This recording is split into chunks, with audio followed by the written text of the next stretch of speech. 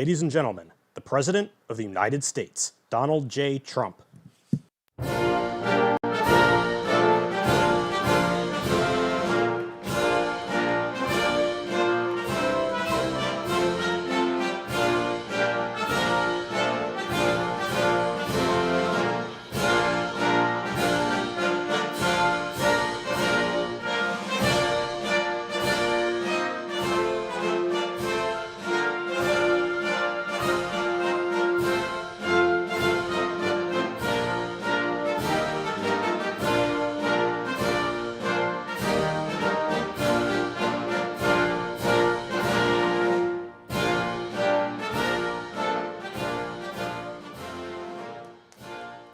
Well, thank you very much, everybody. It's a great honor to have you at this beautiful house.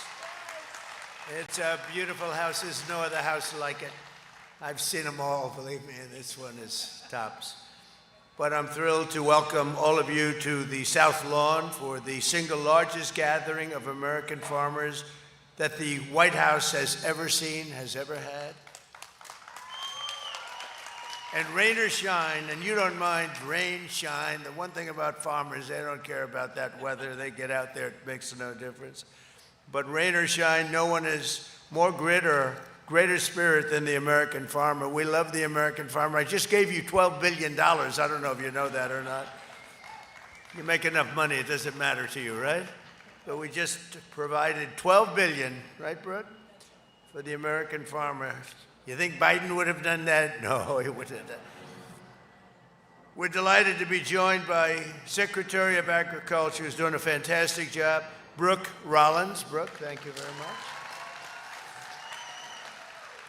Secretary of Health and Human Services, Robert F. Kennedy Jr. Robert, Bobby. EPA Administrator is doing such an incredible job. He's getting those costs down for you, and he's always protecting the environment, but he does it quickly. A real superstar, Lee Zeldin. Thank you, Lee. Great job. And someone everyone loves, and they love in particular the job she's doing, Small Business Administrator Kelly Loeffler. Kelly, thank you very much.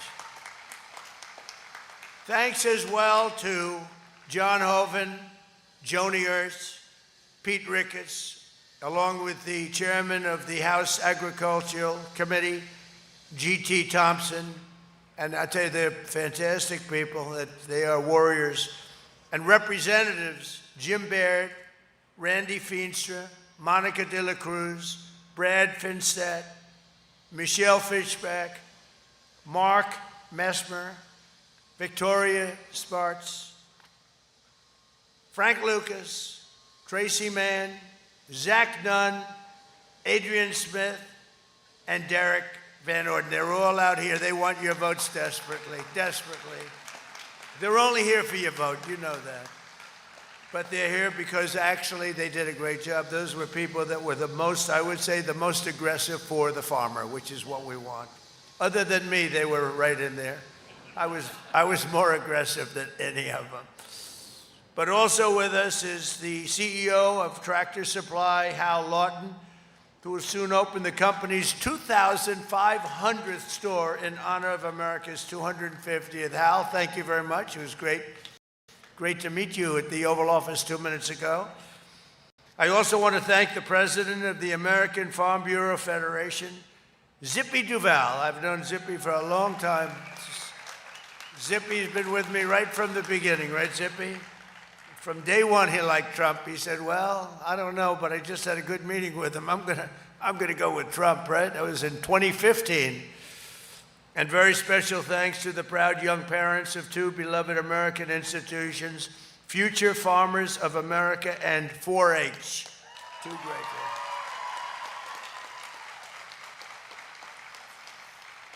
For 4 disastrous years before I took office, Sleepy Joe Biden and the Democrats in Congress crushed America's farmers with the worst inflation in the history of our country. Prices were going through the roof. So bad, it was so bad what they had done to our country, and by the way, in so many other ways too, borders and everything else. But they crippled the American agriculture industry with brutal restrictions and failed to negotiate even a single new trade deal on your behalf. Not one trade deal was negotiated on your behalf during the Biden administration, and we happen to be the exact opposite. We have so many trade deals, we don't know what the hell to do with them. We need more lawyers. But now the American farmers, ranchers, growers, and producers once again have a true friend and champion in the Oval Office. And in my first year back in the White House, farm income has soared by 20% very quickly. I repealed the Biden EPA's ridiculous water restrictions. You had water restrictions that gave you everything but water. Yet it needed a little water. They wouldn't give you it. It was crazy. To keep federal bureaucrats off your land and out of your pockets, it's a big deal. With the help of Republicans in Congress, we passed the largest tax cuts in American history. Already 45% of filers have taken advantage of our new tax provisions with an average refund so far of almost $5,000, a record. In fact, we passed them and people are just starting to see how important they are. It's amazing what's happened. The numbers are, they're reporting that it's much more money than I thought. I tell you, I call it the great big beautiful bill. Is a great big beautiful bill, and it's especially in terms of your tax refunds and your taxes, because it's the lowest tax we pay. It's the biggest tax reduction in the history of our country. It's also the biggest regulation reduction in the history of our country, which as farmers, you know what that means. It means a lot of good things. We made the small business tax deduction permanent, benefiting 98% of America's farmers and ranchers. And thanks to bonus depreciation, farmers can now deduct 100% of the cost of new tractors and all equipment in the first year. In other words, you buy a tractor, you deduct the whole price. Normally it goes over a 38-year period. This is slightly better. You got these tiny little deductions that weren't even worth it. Now you can do it at one time. Only Trump could have gotten you that one. That was a big thing. And in the first term, you know, we had the greatest economy in the history of our country in the first term. We are blowing them away right now. And by the way, we're doing really well in Iran, just so you understand. You know, I mean, how good is our military? How good is our military? Very importantly, we saved 2 million American farms from extinction by virtually ending the unfair estate tax. We've ended the estate tax, or as they call it, the death tax, and you can now keep your family farms in the family. We had a problem. See, these are all people that are clapping that love their children. If they didn't love their children, they wouldn't care about what I just said. But most of you, does anybody not love your child? Because that would be the one person that would have clapped the other way. No, it was a big thing. I would see farmers, and they pass away. They love their life. They love this. There's something about a farmer, maybe more than anybody else. They love that. They love the soil, and they love their farms. And they'd pass away, and they'd have wonderful children, and the children would get hit with this massive tax bill for the value of the farm. Sometimes the farm is very valuable, but the cash isn't so readily available. And they'd go out to a bank and they'd borrow money, and they'd borrow and borrow and borrow to pay the tax. They'd be working for 20 years to pay it off. If they had a bad season, they'd lose their farm. We lost it many, many times. And you'd have actually many, many suicides over it. They would actually commit suicide because they couldn't stand the concept of losing their family farm. And I ended the death tax, or the estate tax, on family farms and small businesses. So I think you're appreciative of that. It was a terrible thing. It's too bad that so many people in the past couldn't have taken advantage of it, because it would have made a lot of happy people out of people that really have had a miserable life. When they lose their farm, they're never the same. They're never the same. And I hope our farmers never forget that every single Democrat in Congress voted against all of the provisions I just mentioned, including the estate tax. And Republicans, all of these Republicans have stood strong and fought hard and gotten it. But the Democrats voted against every single provision that I just mentioned, including the tax reductions and including, frankly, the estate tax. But we delivered. The Republicans delivered for the farmers, and it was not easy because the opposition to farmers by Democrats is very strong. Thanks to our trade deals, you're now sending over $40 billion in American soybeans to China. I want to thank President Xi of China because we had a deal at 20, and I said, could you do me a favor? It's a big place. Could you double it? And he said, what are you talking about? I said, could you make it 40 instead of 20? And he overrode all of his people. He said, all right, I'll do it. And you got 40 instead of 20. So now you go out and buy bigger tractors. What can I tell you? Remember when that was announced, everybody was surprised? Everybody thought it was going to be 20. He was very good. But the American soybeans are now being shipped to China in record amounts, and we expanded markets for American beef, dairy products, biofuels across Asia, Europe, South America, like we've never had before. Our farmers and agricultural producers do not want handouts. They really don't. The farmers come to my office a lot, and they just, sir, please just give us a level playing field. Others want more than that. They want everything. The farmers want a level playing field, and I talk about it all the time. That's all they want, because you were just the last 4 years before this one, before our great first year, we had records in so many categories. But during the past administration, you were treated really badly, and you were treated badly by the world because you had nobody that cared about defending you.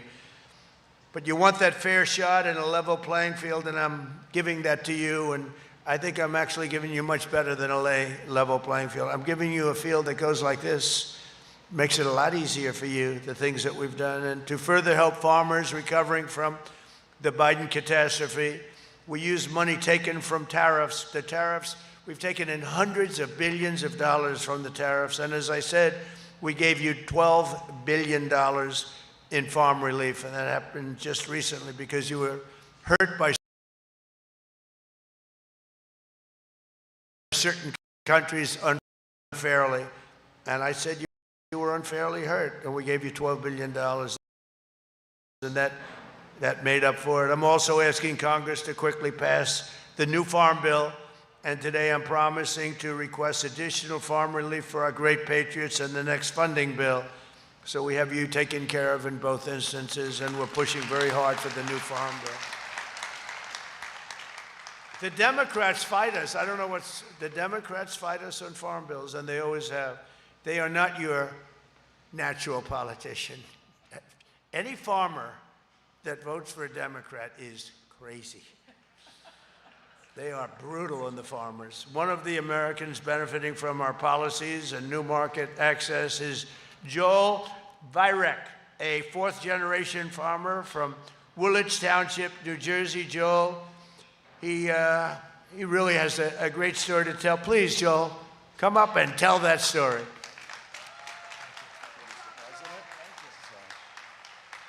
I just want to say thank you, Mr. President, for the opportunity to speak today and for having this event and inviting us all here. Yeah, I'm a vegetable farmer from Woolwich Township, New Jersey. We farm a few hundred acres where we specialize in Jersey fresh tomatoes. I do that along with my family. Also, I guess most importantly today, as you spoke about the Farm Bill, I just urge Congress to pass the Farm Bill. It's vital to everything that we do. Everything from financing to crop insurance, and it's vital to the USDA and the farm credit system. Also, we appreciate the bridge payments, your policy on trade, everything. It's going to help strengthen what we do. So I just want to thank you again for just everything you're doing to make America great again.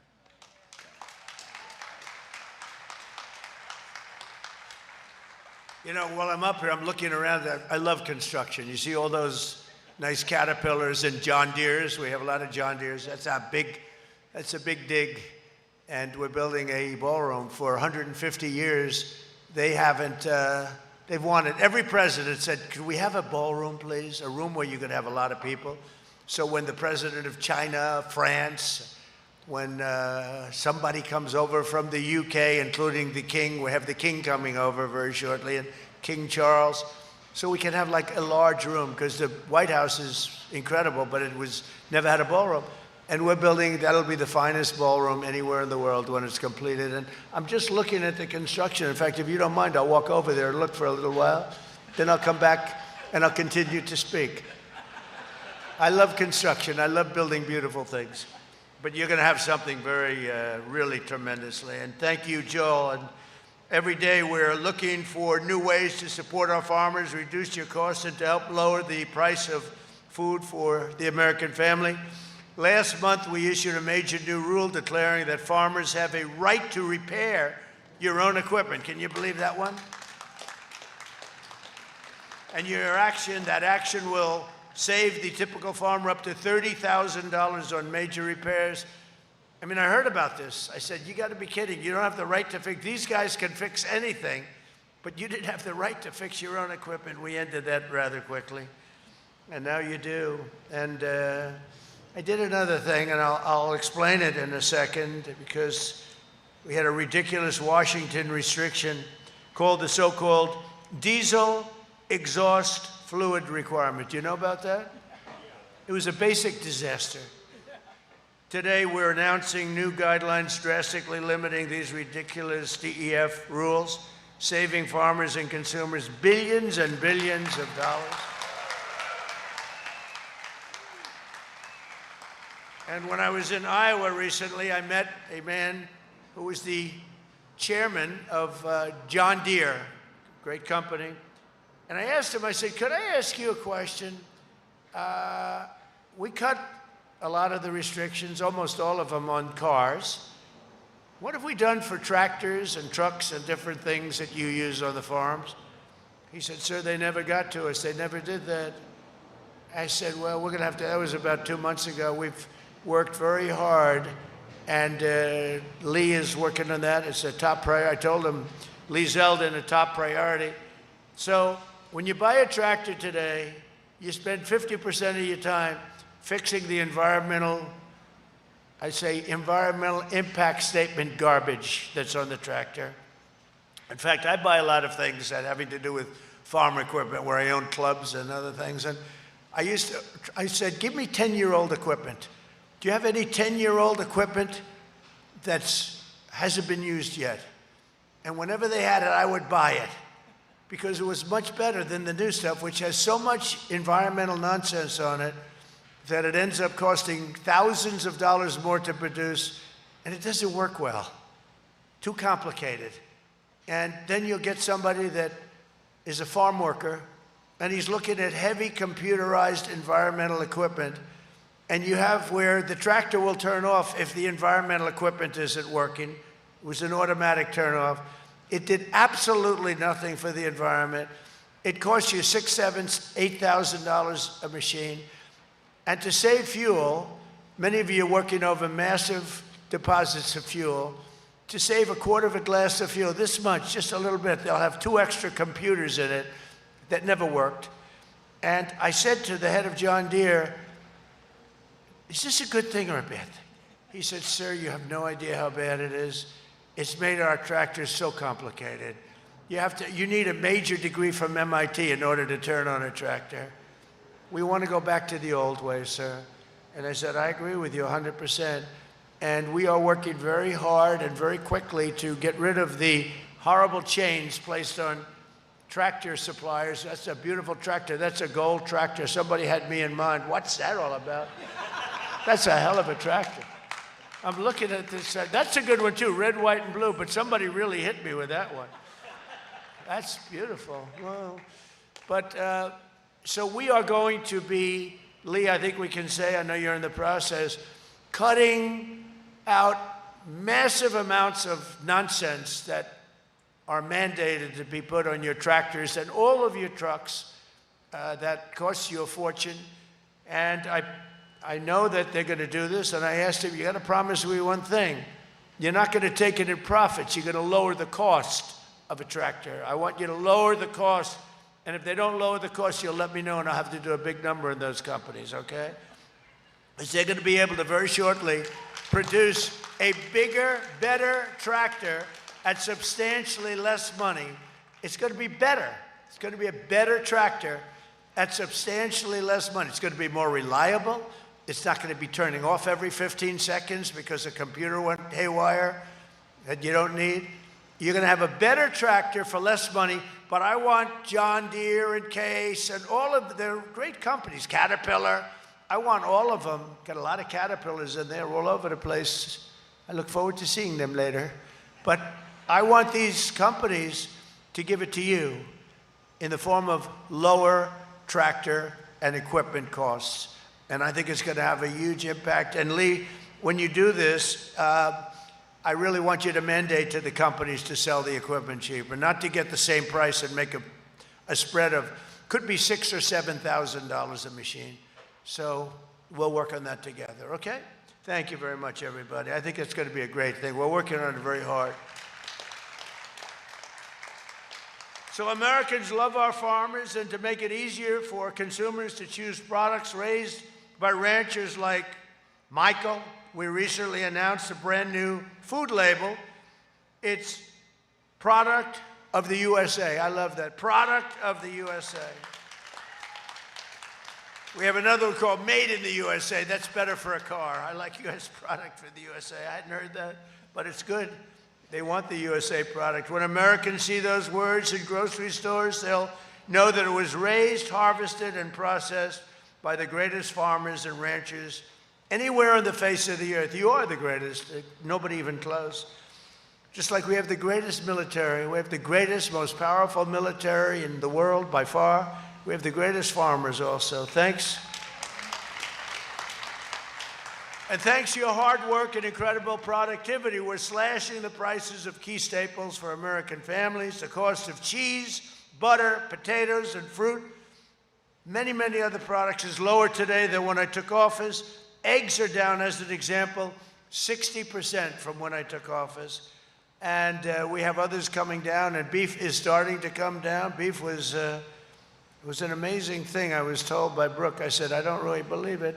They wanted to have less cattle in the country for environmental reasons. You know what I'm saying? Do you know what that means? Can you believe it? Who would think of this? These are sick people. No, they want less cattle for environmental reasons. It has something to do with gas permeating throughout the air. And that's what happened. And these, the number of cattle was way down. I said, what happened? They were mandated, they were restricted for that reason. These people are crazy. But anyway, we got rid of that one too. That was an easy one. You know, if I said this 10 years ago, 15, 20 years ago, people wouldn't even believe what I'm saying. It's like men playing in women's sports. Would you believe we have an argument over that? Men playing in women's sports. Did you ever see the weightlifting record? It stood for 19 years. Women, great women athletes, they get up there. And then a man came along who happened to transition, and the record was broken by 119 pounds. And he was a bad weightlifter. It's true. He was a failed male weightlifter. He shattered the record. I would say that's not good. So we are bringing all that back to normalcy too. And look what happened at the Olympics. The Olympic Committee, the heads of the Olympics just announced there will be no men playing in women's sports. Who else could have done that? You think that was easy? That wasn't easy. That was not easy. It's probably, you know, they say it's an 80-20. No, I think it's a 99-1 issue, and nobody can find the one. To help lower gasoline prices for farmers and consumers, this week I issued an emergency order to allow immediate sales of E15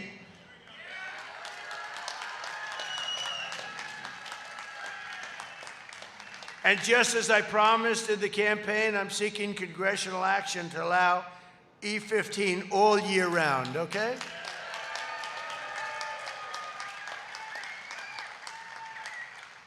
And I'm trusting Speaker Johnson and Leader Thune, they're two good men.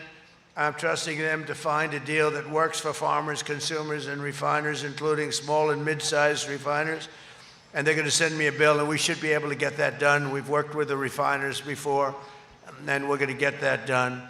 Today, I'm also announcing a dramatic update to the renewable fuel standards for 2026 and 2027. A big problem. What they've done to you is, and the country, what they've done to the country is just incredible.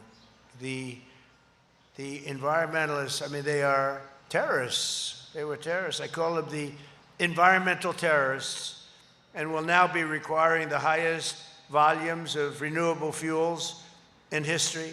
These new standards will generate over $10 billion of rural economic benefit, create an estimated 100,000 new jobs, and massively increase our nation's energy supply. It'll come right out of the farms. In addition, to help bring down grocery costs even more, today I'm pleased to announce that the Small Business Administration, that's Kelly, is opening up massive new loan guarantees for farmers and food suppliers, including vegetable farmers, grain farmers, and seed farmers, cattle, pig, and poultry producers, grocery wholesalers, and many more. So if you're in the industry, Kelly, you better get ready. You're going to be inundated, right? It's the first time that's happened. And you know, when they say she's the head of small business, when you add it all up, it's got to be the biggest, it's like the biggest bank in the world or something. It's nothing small about it. But you'll do a job, Kelly, right? Help them out, right? From Texas to Kansas, from Iowa to Idaho, and from Minnesota. Did I hear Minnesota? How is Minnesota doing? What's going on? What's going on in Minnesota with that crazy governor, that crooked, corrupt governor? How about the Attorney General? Do you think he's a dirty cop?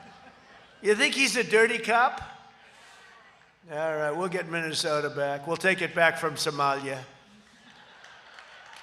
Now, do you believe these people come from Somalia? They have nothing. It's not.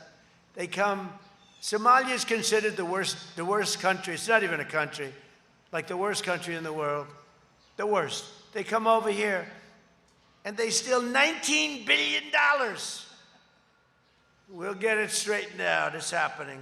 Our vice president is in charge of a new division. It's called the Fraud Division. You know, if we straighten out half the fraud that took place in this country over the years, we'd have not only a balanced budget, we'd have a big surplus. So we're going to get it done. We're going to get it done. But from Minnesota to Mississippi, we're lifting up our hardworking farmers and ranchers and growers, and we're putting more money in American pockets. We're going to prove that the golden age of American agriculture is right here and right now. And I want to ask, just if you would you come up and say something? Because I'll tell you what, come on over here. This is a great farmer. Would you just tell your quick story, please? Yes, sir. Thank you, Mr. President. My name is Michael Cliver, and I operate my family's ranch in Westfield, Pennsylvania, Doble Circle D Farms. And the work that you guys have done, it's unexplainable how big it is for the American farmer and the next generation that don't have to headache and don't have to worry about the death tax. It's astounding what you guys have done. It's absolutely spectacular. And also the working family tax cut policies, that allowed us to get my daughter a Trump account, and we can teach her fiscal responsibility, compound interest, and investment, and plan for her future. And it's just absolutely astounding what you've done with that. Also, your energy policies. Up in Potter and Tioga County, Pennsylvania, the gas companies are leasing mineral rights again actively, and that's putting money back into the farmers' pockets up there too. So for all that, I applaud you and thank you, Mr. President. I'm glad I called him up. I didn't know who the hell he was. He's standing up. You know, he's standing. We went through one, and I said, there's another guy, but they don't have anything about. But you did it. It's an extremely good job you did, huh? Wow. Thank you very much. I do want to say, do you mind if I step over here and just look at that tractor for a second? Because I assume it's a gift to me. That's crazy. It's beautiful. Oh, that is really something. Thank you very much for the gift. I appreciate it. Oh, boy. Can you imagine if I accepted that gift, what they would do? A Democrat can accept. We're not allowed to accept. No, but that's a beautiful machine. We make the greatest machines. That's a beautiful, beautiful machine. I'd like to ask a very special woman to step up. You know, Brooke, I always said, could run any company in the world. She could run these big companies. She's a great executive. And we've talked about it. My wife's actually said, you know, Brooke could be an executive anyway. That doesn't mean you're leaving, okay? But when I had a chance, I said, what about Department of Agriculture? I had no idea that she has like a PhD in agriculture. She went to school on agriculture. I would have put her there even if she didn't. But she's so highly trained, and she loves it, and she loves the farmers just like I do, and ranchers and everybody else having to do with this very special world that you live in. And Brooke has really been a star, and I want to thank you very much and say a few words. Thank you, sir. Thank you. Oh, my goodness. Sir, the first thing I want to say is when we had that unexpected conversation about this job, November 21st of 2024, I've often said that sometimes you have plans for yourself, but then God and Donald Trump redirect your plan. 1 year in, I can't tell you the honor, the joy, the blessing of getting to fight every day. There is no better job than this. Even President, I believe, there is no better job than being your 33rd Secretary of Agriculture. And Mr. President, thank you for your trust. It's just incredible. Not in our lifetime. The President and I on our walk over here, we're talking about how the farmers, the ranchers, rural America, we are your people, sir. From the moment he came down the golden escalator to today, no one has stood more proudly, more strongly, more courageously for this man, this transformational president at this moment in our country's history than you all, our farmers and ranchers. I want everyone to get to their feet and just thank him for what he has done for our community, for our farmers and ranchers. He's the best, the best. Yeah. Never cry in trouble, but yeah, so grateful. So grateful. A couple of other really special people. I know we have some friends in from Pennsylvania. We have some amazing Amish farmers. And I started thinking, I maybe shouldn't do this because I don't think they like the recognition, but they drove all the way here. If they're willing to stand up, let us thank you for making such an effort and your wonderful support for our president.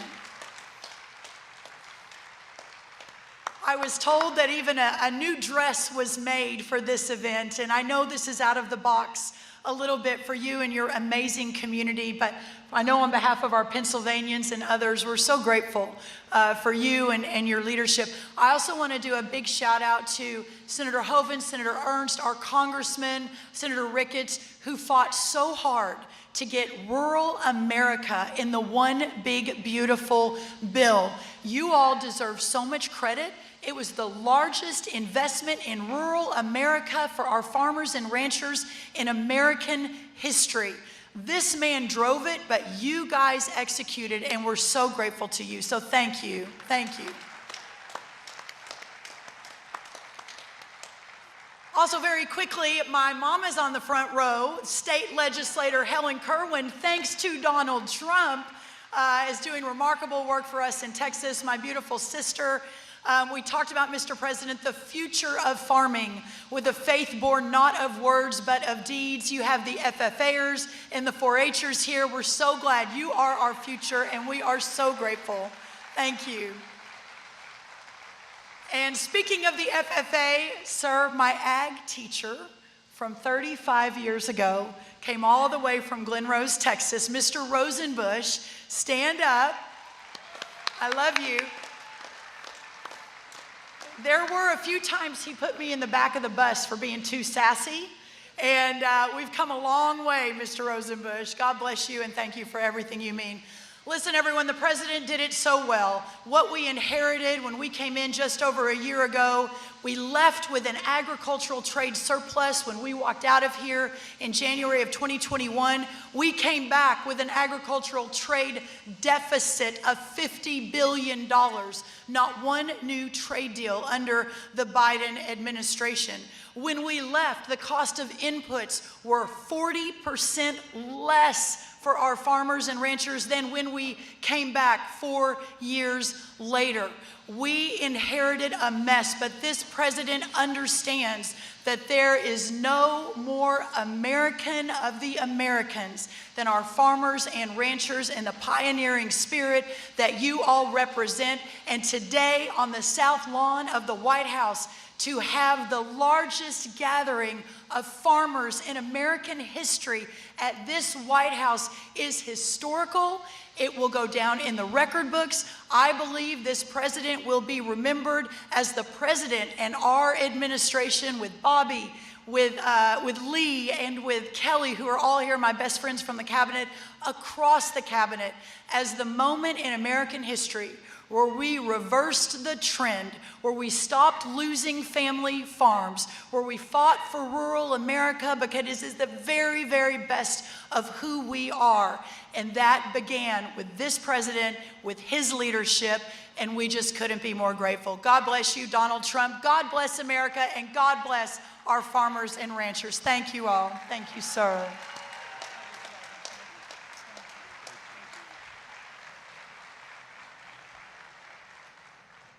So the Farm Bill is going to happen. It's all going to happen. And I just want to thank you all for being here. You're very, very special people.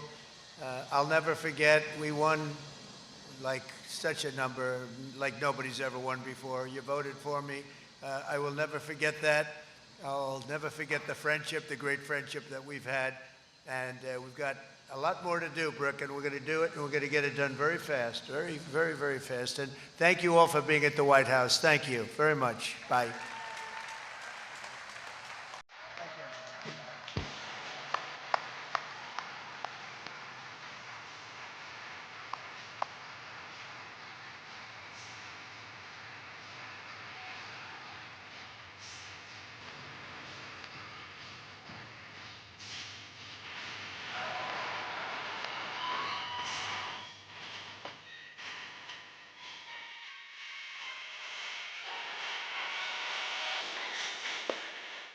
No need to bring this. It's just a moment.